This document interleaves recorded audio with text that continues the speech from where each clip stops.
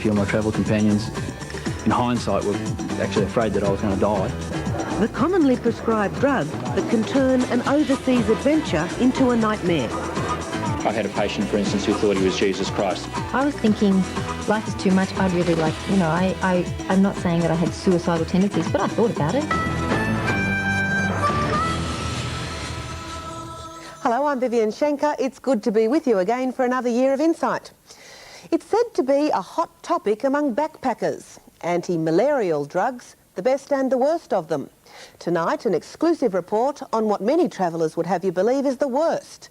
A drug which they say can induce depression, paranoia and even thoughts of suicide. That story later, as well as the return of Cheryl Kern.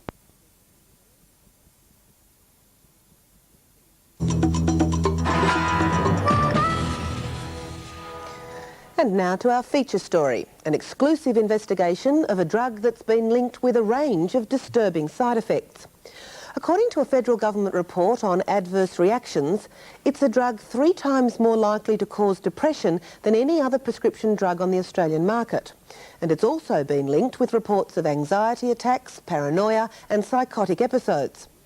Even so, it's regularly prescribed and taken by hundreds of healthy Australians every year as they head off on overseas holidays. Alan Sunderland reports on a drug that's generating controversy around the world. Ladies and gentlemen, this announcement is for all passengers departing Sydney. Please ensure that you... Each year, at least 3 million Australians head off overseas, on business, on holidays, or to visit friends and relatives. Almost 1 in 3 of these travellers fly to exotic and dangerous destinations, the backblocks of Asia, the jungles of Africa. You got your passport there? Where were you flying to? Harare, okay. Have you got your passport and ticket there, please? Yes, I do. But what many don't realise is that one of the biggest dangers they could face is from something they're carrying with them. A drug designed for their protection that's driving some people into deep depression, hallucinations, thoughts of suicide, even self-mutilation.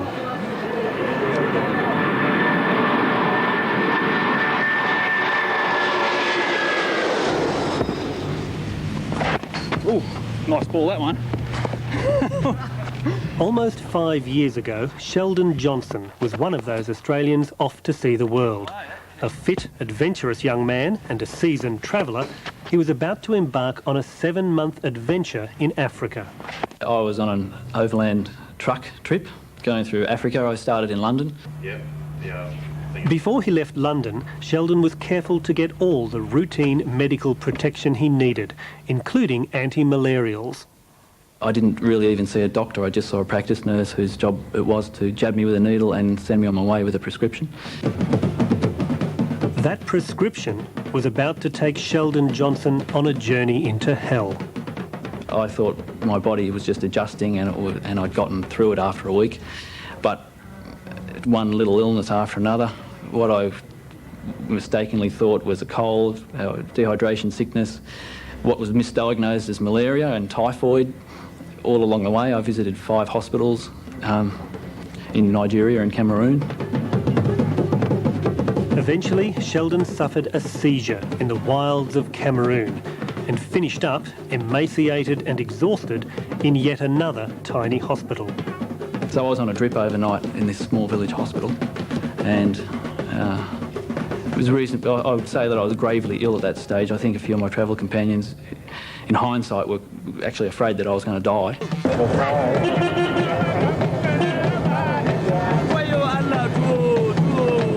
We move forward a year now to 1997. Another young Australian on another dream holiday in Africa. I just wanted to backpack around East Africa.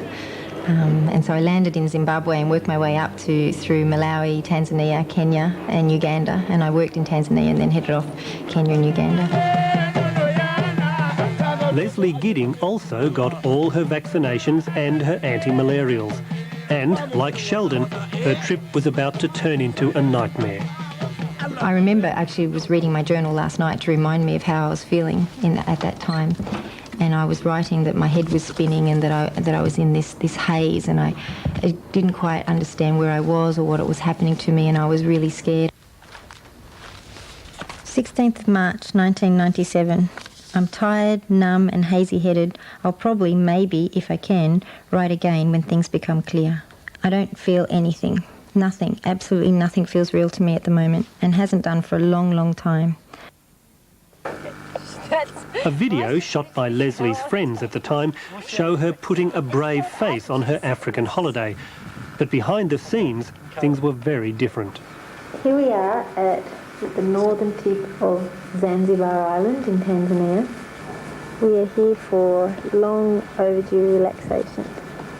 Leslie had bouts of fever, flu-like symptoms and vomiting. But that was nothing compared to what her mind was going through. I went into this really weird, I won't call it a depression, but it was more like anxiety and paranoia. I really thought that people were following me. I really thought that people were going to hurt me.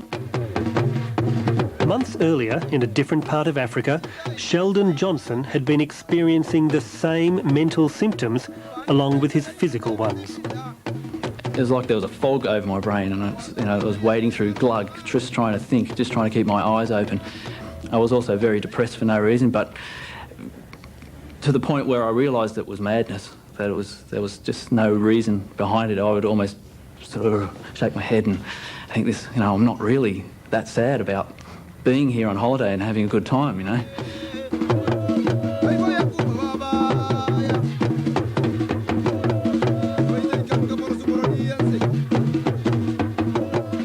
Eventually, Sheldon became so sick he was flown to London. At the Hospital for Tropical Diseases in King's Cross, the cause of his illness was finally discovered. After waiting, I was seen by a doctor after about 15 minutes of consultation. He was very quick to deduce that I'd probably had mefloquine toxicity. Mefloquine, marketed around the world under the brand name Larium. It's a highly effective prevention and treatment for malaria, but there's a catch. When Sheldon arrived back in Sydney, an emaciated and sick man, he'd discovered from bitter experience that Larium can cause severe neuropsychiatric side effects in some users.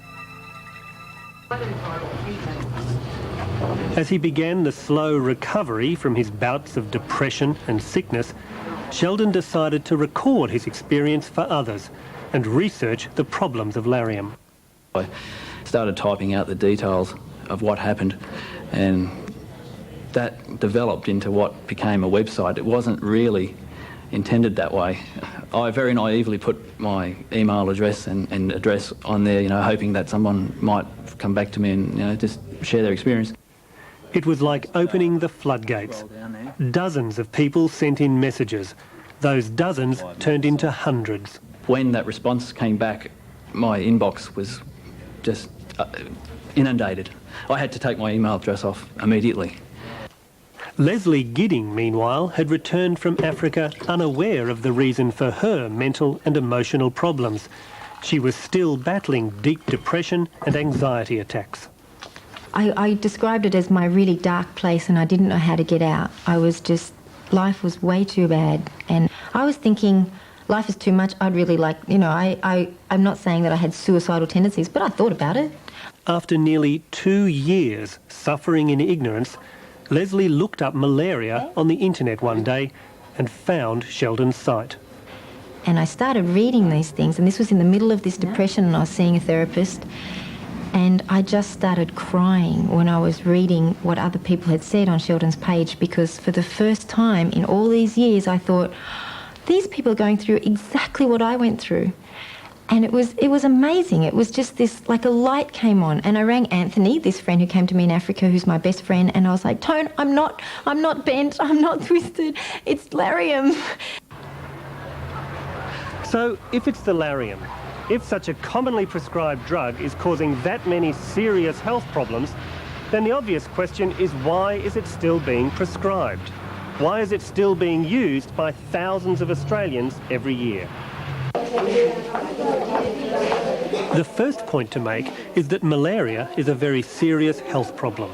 2.5 million people, half of them children under 5, die from the disease every year, and the rate is rising. Any drug that can offer protection to travellers is welcomed with open arms by the medical establishment. The Army Malaria Institute in Queensland is one of Australia's leading centres for malaria research. We've collected some mosquitoes from overseas, and what we have to do is we have to dissect the mosquitoes, remove the salivary glands and also the head. The malaria parasite becomes resistant to more and more drugs all the time. Larium emerged about 10 years ago as a new and quite effective weapon against malaria, particularly in drug-resistant regions. So yes, it is a good drug. There is no doubt about that, and it has been responsible for saving many, many lives. For that reason, Larium is one of the 2 drugs most commonly prescribed for Australians travelling to malaria-prone areas. Christine, this looks like a fantastic trip you're about to do. You've got a nice long trip too. We have a choice between 2 medications. The first one is an antibiotic called doxycycline, and the second one is not an antibiotic called mefloquine, trade name Larium. I don't particularly like using antibiotics due to the fact that I get thrush from it. You have problems with antibiotics? I have problems, so... Yeah. Okay, so that's going to... that says to me that probably we should be focusing on the issue of Larium. Mefloquine is one of our mainstays, as you're aware, of malaria prophylaxis against chloroquine-resistant malaria. So it is a very useful tool and one of the 2 major choices for the high-risk areas. But what about the worrying side effects? The sort of mental and physical health problems experienced by people like Sheldon and Leslie. Well, for a long time, the argument has been that those serious side effects are extremely rare. The number of people who need to withdraw from mefloquine is not that high. Now, these side effects are relatively rare. It occurs in about 1 in 10,000 cases. Hoffmann-La Roche, the company that makes Larium, has always acknowledged that the drug can have nasty side effects. In the first few years of its use, the company's own monitoring of those effects included reports of convulsions, severe depression, attempted suicide, hallucinations and psychotic episodes. The conclusion, however, was that they were extremely rare, perhaps 1 in 10,000. But since then, things have changed. As early as 1993, questions were being asked about the behaviour of Canadian soldiers in Somalia after an outbreak of aggressive behaviour and the killing of 2 Somali teenagers. The troops were taking Larium, but no conclusive link was ever established. Since then, however, a growing body of overseas research has pointed to a much higher rate of side effects with Larium than anyone imagined. Most importantly, this study, published in the British Medical Journal more than 2 years ago, surveyed travellers taking Larium. It found that 1 in every 140 travellers will experience a neuropsychiatric side effect bad enough to interrupt their day-to-day activities. 1 in 600 will finish up in hospital. We tried to talk to Hoffmann-La Roche about these new studies and about how safe they consider Larium to be. But the company's Australian president says they can't talk to us because they're currently involved in legal action overseas in relation to the drug.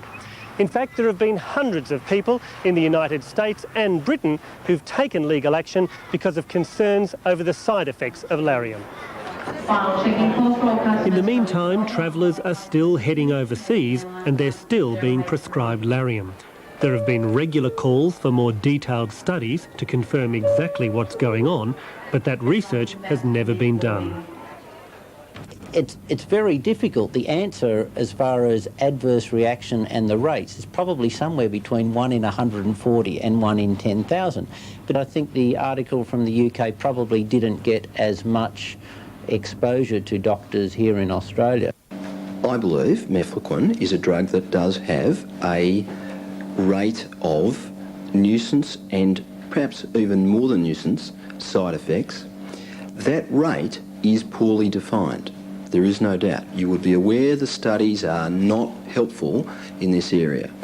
As an expert in travel medicine, Tony Gerardin is at least able to properly warn people of some of the more serious side effects and watch for any problems. All right. So there's the tablets, all right, and there's the instructions. You read up on those, and I want you to take one a week for the 3 doses, and then we'll talk about how you got on with those. But without definitive evidence and without a public debate in Australia to match the one overseas, Australian doctors generally accept that most of the side effects from Larium are mild and manageable.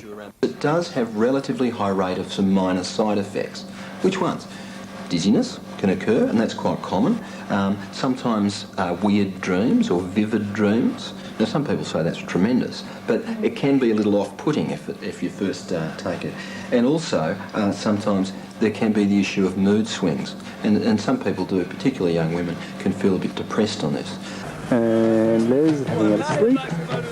That may be, but the people we've spoken to say the symptoms they suffered weren't minor, they weren't merely off-putting, and they were much, much more than a nuisance. So I remember waking up every now and then and having a shower because I was dripping wet, and then going back to bed, and it was awful. It was probably the worst thing I've ever been through physically. I wouldn't say that I've ever been the same person since. I guess anybody who's been through that sort of experience wouldn't come out the same person. Come on in, David, we'll have a chat. Thanks, Andrew. Have a seat. Dr. Andrew Fuller at Melbourne's Alfred Hospital knows just how serious the reaction to Larium can be. How are you getting on, David? What sort of symptoms have you had in the last couple of weeks? I'm pretty down. I'm not as bad as I was before Christmas. All the spate of attacks that I had from October onwards, I was fairly suicidal again, but I'm not as bad as I was then. But I'm still always on that morbid thought level, you know. David has suffered bouts of depression, anxiety and nervous tremors for 10 years after being given Larium. He's had symptoms of anxiety and depression. He describes the classic, what I think are the classic symptoms of waves of symptoms every 3 or 4 weeks. David's is an extreme case, but Andrew Fuller has now seen 9 patients who've suffered depression for up to 3 years after taking Larium. Mefloquine is a tissue drug. It penetrates into fatty tissues like the brain, the liver and so forth, which I think explains why it takes such a long time for these patients to get better.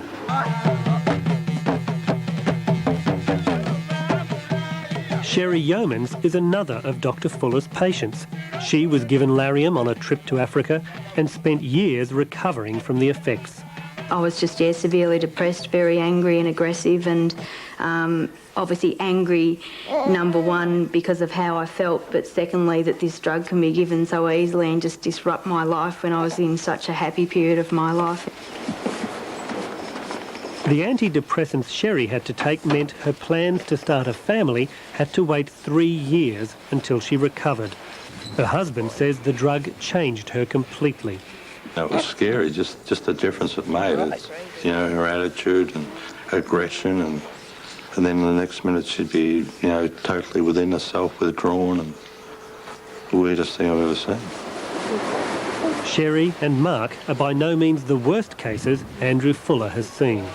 I've had a patient, for instance, who thought he was Jesus Christ and got up on a table in a foreign country, in Vietnam, in fact, and really did think he was Jesus Christ and needed some haloperidol to calm him down. Many of the doctors who know and understand the problems of Larium suggest that these worrying side effects are being underreported because they're mental and psychological rather than physical. Modern medicine often doesn't have very good tools for objectively evaluating some of those adverse events. So the person that says, I don't know what it was, doc, but I just didn't feel right, might pass with flying colours on all the tests that are done, but they'll just say, I'm never going to take that drug again because I know that I just didn't feel well. When you prescribe Mefloquine, I think you should say that if you get when you have the first dose, before you leave Australia, when you have the first dose, if you have any dizziness or any funny feelings in the head or anything odd in the head, please stop. Do not take any more and consult your doctor. Hey, move. Despite all of that, there are still those who believe that the side effects from Larium use are too rare to worry about. But the Australian Army is not among them. The drug is not a first choice for use by Australian troops overseas. Our soldiers in East Timor are, wherever possible, using an alternative drug, doxycycline. And the very same Army Malaria Institute that calls Larium a good drug that can save lives also says it doesn't want soldiers using it. We are concerned with the severe cases that have been associated with the use of mefloquine from a side effect point of view.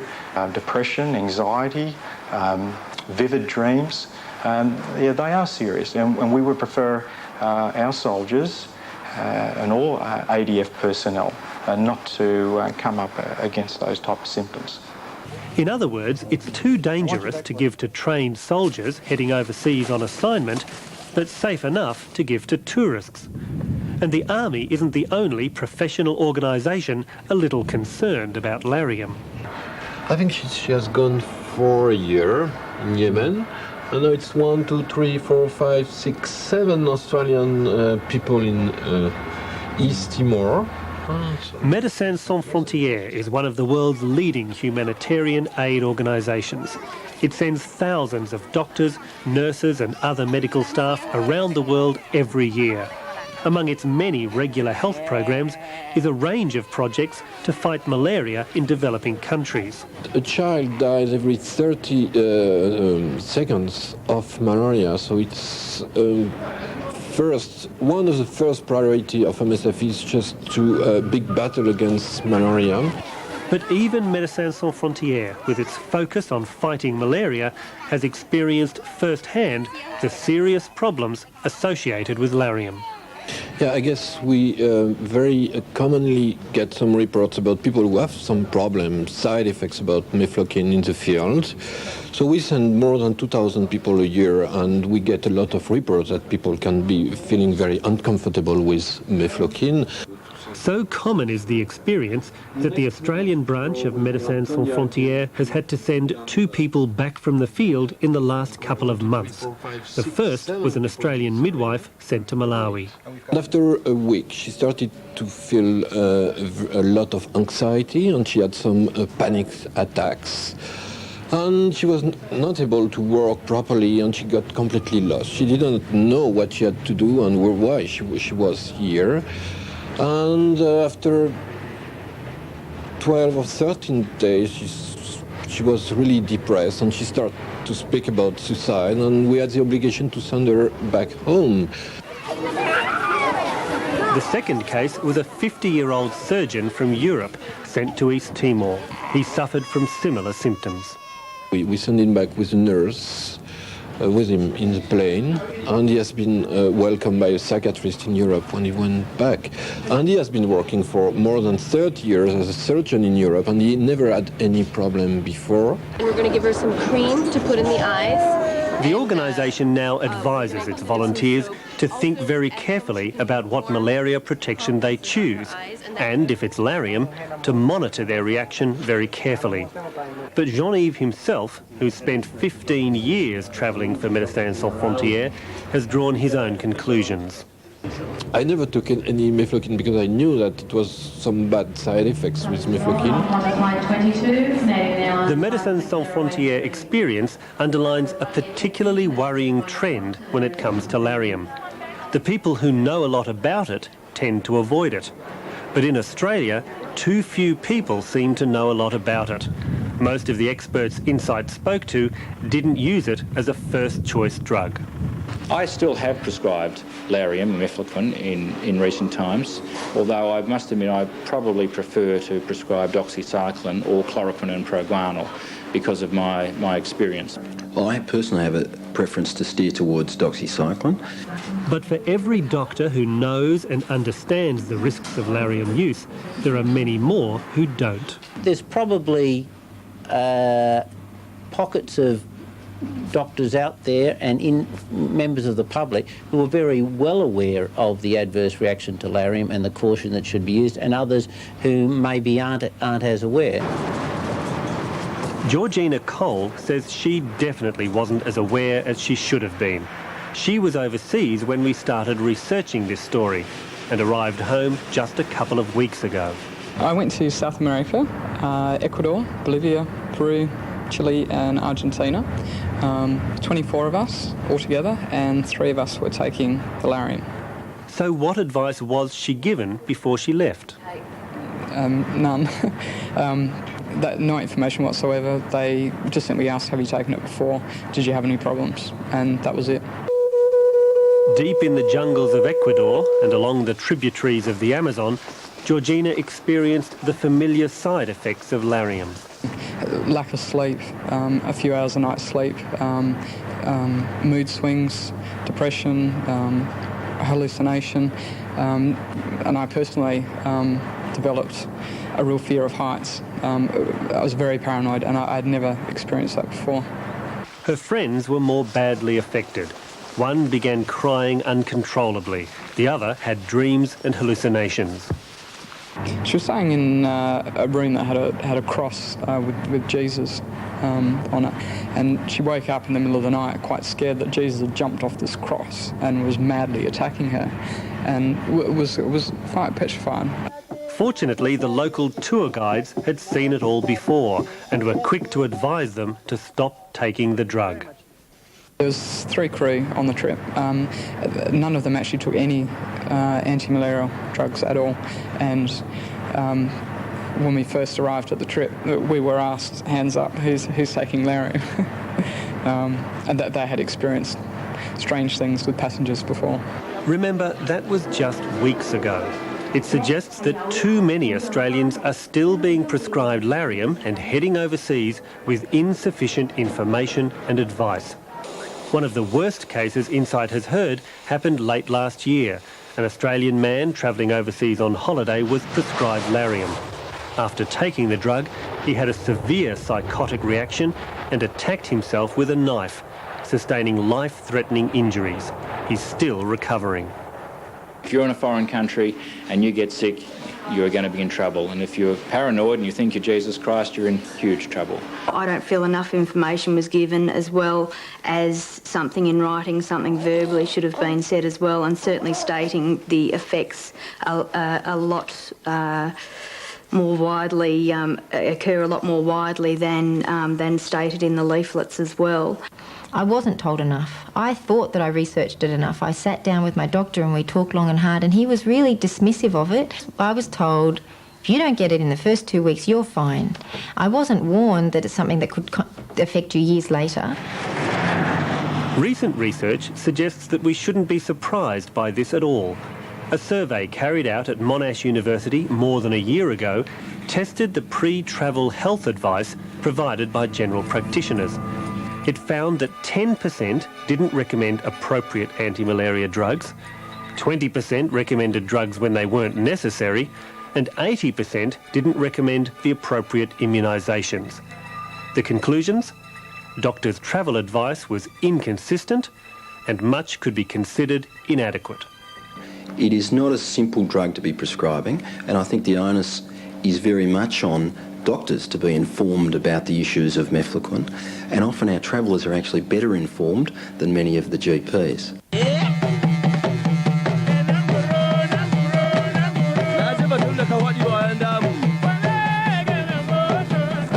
So what's the long-term solution to the problem of Larium side effects? Well, researchers say new drugs are being investigated all the time, and it may not be long before something safer comes along. And I think what you're highlighting is in fact, the need for better drugs, maybe safer drugs, but more effective drugs to fight what is in fact an increasing disease.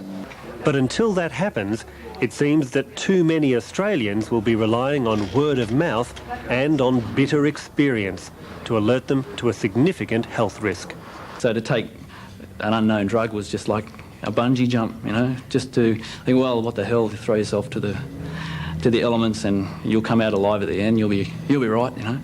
I think that it still is the best anti-malarial drug to take, but I would rather not take it. And I don't remember when I came out of that dark time, but I did, and I'm out of it, and I'm not going back, I hope.